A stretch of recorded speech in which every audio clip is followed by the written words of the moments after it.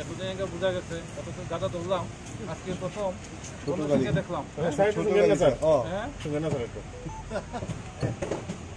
নেশে হয়ে গেল ভাই।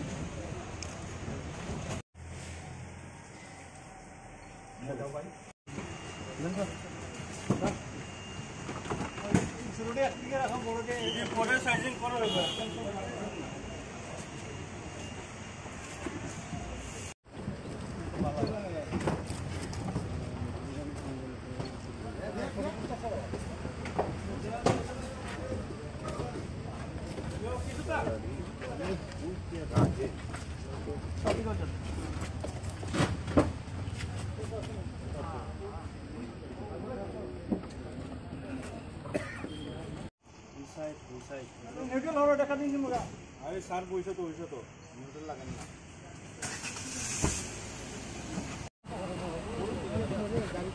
আচ্ছা এখানে ওটা গাড়ি কিনতাম পারি বেলেনো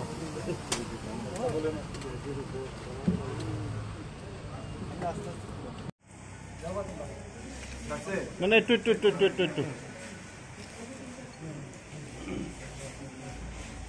সত্য যে আমরা আপনাদের সামনেই একটা বোলেনো গাড়ি,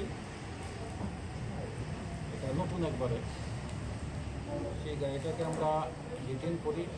চুরাইবাড়িতে নাকা, এখানে যে নাকা 19 তারিখ থেকে 24/7 চলছে। আমাদের রাজ্যের যে মাননীয় মুখ্যমন্ত্রী উনি 16টা নাকা ত্রিপুরাতে এস্টাবলিশ করেছিলেন ওনার আদেশে। এই 16টার মধ্যে এটা হলো একটা, গতকালকে একটা সাকসেস হয়েছে আমরা এখানে।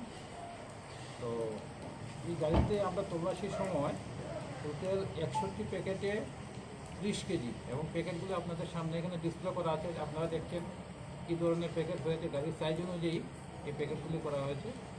টোটাল 61 প্যাকেট 30 কিলো গাঁজা পেয়েছি আমরা, এবং 2 জনকে অ্যারেস্ট করা হয়েছে।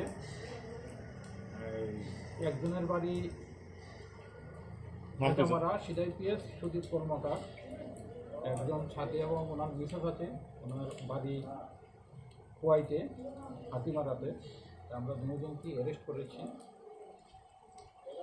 চুরাইবাড়ি থানাতে একটা মামলা হয়েছে, ইনভেস্টিগেশন চলছে। তবে এই ধরনের নেশা বিরোধী অভিযান যেটা আমাদের সমস্ত ত্রিপুরাতে চলছে, 3 মাস চলবে, আগামী মাসে আরও সামনে 3 মাস অবধি চলবে। আমরা আরও করবো এগুলো। কত কেজি গাঁজা এবং বাজার? তো 30 কিলো গাঁজা 15,000 টাকা করে কেজি, যেটা ওখানে 4.5 লাখ টাকা। স্যার গাড়ি নম্বরটা কত স্যার? গাড়ি নম্বরটা আছে TR04E0768। গাঁজাগুলো কোথা থেকে নিয়ে আসছিল? প্রাথমিক জিজ্ঞাসাবাদে কী জানতে? প্রাথমিক জিজ্ঞাসাবাদে যেটা বলেছে এগুলি সিডাই থেকে আনা হয়েছে, যাচ্ছিল আসামের দিকে। আপনারা তো এখানে যেহেতু সাংবাদিক, হাজার হাজার গাড়ি আসে এবং যায়, আমরা চেকিং করি সবসময়। এখন একটু বিশেষ চেকিং চলছে, তবে অনেকটা গোপন খবর থাকতে হয়, আদারওয়াইজ সম্ভব নয় এগুলি বের করা। যেতে পারে, আগেও যেতে পারে।